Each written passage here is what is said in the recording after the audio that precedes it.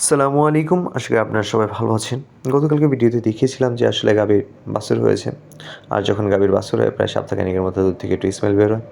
আর যে স্মেলগুলো আসলে মানুষ অনেকেই পছন্দ করে না, আবার দুধগুলো মাঝে মধ্যে নষ্ট হয়ে যায়। যার কারণে একটু রিস্কে থেকে যায় বাজারে দুধগুলো বিক্রি করার জন্য।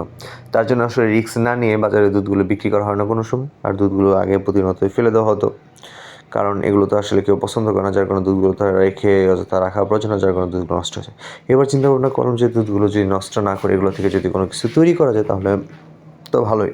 তো চিন্তা ভাবনা করে দেখলাম যে আসলে দুধ থেকে একটা জিনিস তৈরি করা পসিবল আসলো মিষ্টি তৈরি করা। আসলে মিষ্টি সম্বন্ধে আসলে কোনো নলেজই ছিল না। সো চিন্তা ভাবনা করলাম যে এগুলো মিষ্টির উপরে একটু নলেজ নেওয়া দরকার। তারপর চিন্তা ভাবনা করে আসলে ইউটিউব ঘাটাঘাটি শুরু করে দিলাম।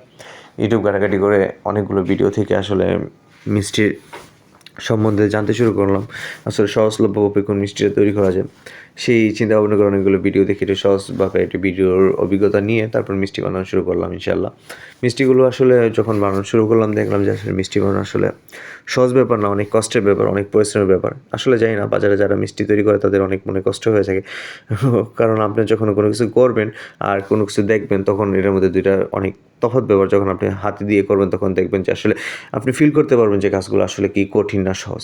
সো আসলে মিষ্টি বানানো অনেক কষ্টের, কারণ এই ছানাগুলো অনেক সুন্দরভাবে মোল্ডিং করতে অনেক সময় নিয়ে করতে হয়। কারণ যদি আপনি মোল্ডিং সঠিকভাবে না করেন তাহলে আসলে আপনি মিষ্টিগুলোকে সুন্দরভাবে রাউন্ড শেপ দিতে পারবেন না। আসলে ছানা দিয়ে শুধু রাউন্ড শেপ হয় না, তার জন্য কিছু ময়দা দিতে হয়, কিছু খাবার সোডা দিতে হয়, কিছু চিনি দিতে হয়, ঘি দিতে হয়, অনেক কিছু প্রসেসিং করে তারপর এগুলো অনেক কষ্ট করে মোল্ডিং করতে হয়। কারণ মোল্ডিং যদি না করেন আপনার সুন্দর শেপ আসবে না, সুন্দর শেপ না আসলে মিষ্টির মতো দেখা যাবে না।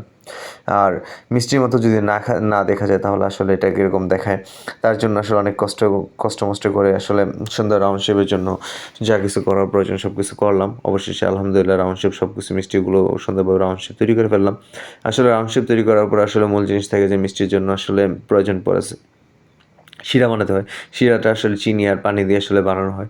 তারপর চুলার মধ্যে দিয়ে আমি সুন্দর করে চিনি আর পানি দিয়ে সুন্দরভাবে সেটি গরম করলাম। গরম করার পরে আসলে মিষ্টিগুলো সুন্দরভাবে ছেড়ে দিলাম। খাবার চুলা দেওয়ার কারণে দেখেন খুব সুন্দর মিষ্টিগুলো আসলে সুন্দরটা বড় হয়ে গেছে। আর মাশাআল্লাহ মিষ্টিগুলো দেখতে খুব সুন্দর লেগেছে। আর এগুলো আসলে আমার বোন সবসময় আমাকে সাহায্য করছে, কারণ একা মিষ্টি বানানো আসলে সম্ভব হয় না।